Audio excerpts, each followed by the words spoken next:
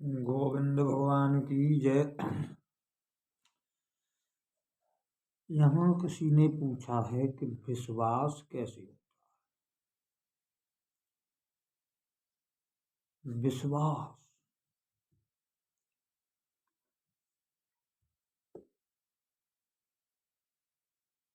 है। विश्वास तर्क से आता है।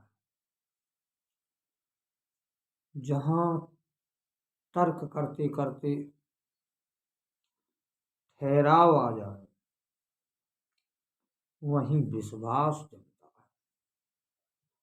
यह कैसे है, यह तर्क आया, यह ऐसे है, यह उत्तर आया। तो ऐसे अनंत तर्कों से जो ठहराव आता है जीवन में, उसी को विश्वास कहते हैं। वह विश्वास जब तक तर्क नहीं होगा तब तक ठहराव नहीं आएगा, जब तक ठहराव नहीं आएगा तब तक विश्वास नहीं।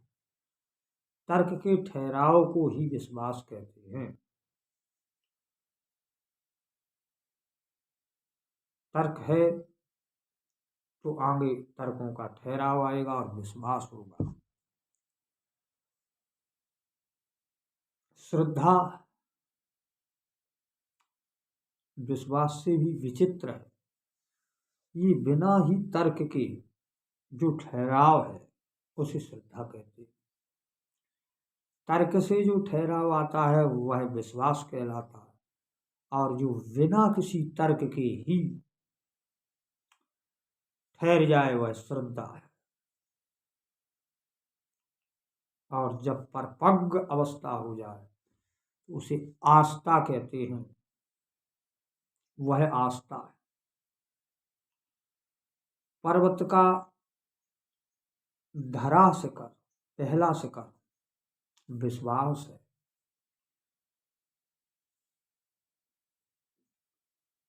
और स्वयं पर्वत श्रद्धा है। श्रद्धा में कितनी भी आंधियां लगें विचलित नहीं होता। जैसे पहाड़ स्तंभ बड़ा हिमालय, हिमालय की तरह जैसे स्तर है, ऐसी श्रद्धा स्तर होती है। श्रद्धा में कोई संशय रूपी आंधियां उसे हिला नहीं सकती। और आस्था उस हिमालय का शिखर है। हिमालय की चोटी के ऊपर का भाग है, वो आस्था है।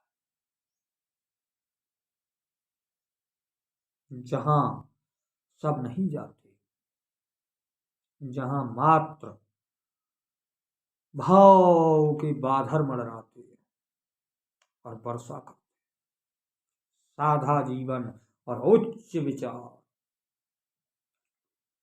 विश्वास, श्रद्धा और आस्था यह हिमालय पहाड़ है। और जो हिमालय की स्थिति को प्राप्त है उसमें कोई असर नहीं होता, न बारिश का न आंधी का। इतना बड़ा हिमालय, बूंद अगाध सहे गिर कैसे, खल के वचन संत सहे जैसे। जैसे अगाध बरसात को झेलता हुआ पर्वत ज्यों का त्यों खड़ा रहता है, ऐसे संसार के अनंत वाक्यों को, नाना प्रकार के संशयों को, नाना प्रकार की वाक्यों को, नाना प्रकार के लोगों को देखता हुआ, सुनता हुआ अचल स्तक प्रग है, वही श्रद्धावान है, वही विश्वासी है, वही आस्था को प्राप्त है। इस शिखर है, इसके ऊपर जो है वह भाव रूपी बादल है। जैसे एक पंछी जब ऊपरी भाग में चला जाता है तो परिश्रम करना बंद कर देता है, पंखा चलाना बंद कर देता है, पंखों को यूं फैला के आराम से बड़ी आनंद से भ्रमण करता है। अकेला ही विचरता है, फिर किसी की आस नहीं करता, परमानंद लेता है। ऐसे ही जब विश्वास, श्रद्धा और आस्था के ऊपरी शिखर में चले जाओगे तो फिर तुम्हें किसी का आश्रय लेने की आवश्यकता नहीं है और इस जीवन को उसी पंछी की भांति बड़े आनंद में भोगो। फिर किसी की आस नहीं हो। फिर जैसे उस पंछी को देखकर और लोग आनंद लेते हैं, वाह क्या उड़ान है, इसी प्रकार से तुम्हारे जीवन को देखकर कई लोग आनंद लेंगे। तुम्हें किसी की आवश्यकता नहीं होगी, तुम्हारी सबको आवश्यकता। उस पंछी की तरह जीवन जीने की सबकी अभिलाषा है, पर उस पंछी को सबकी तरह जीवन जीने की कोई अभिलाषा नहीं रहती, क्योंकि वो परिश्रम रहित आनंद में उड़ रहा। इसी प्रकार से उस आकाश गंगा में जाइए, छोड़िए इस धरती को, शरीर को यहीं रहने दीजिए,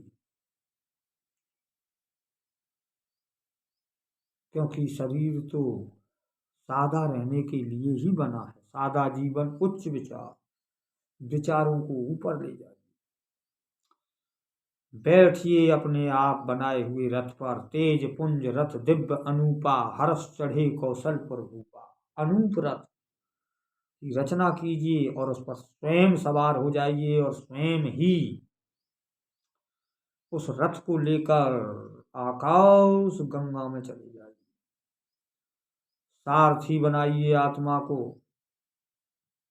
और स्वयं उस पर विराजमान होकर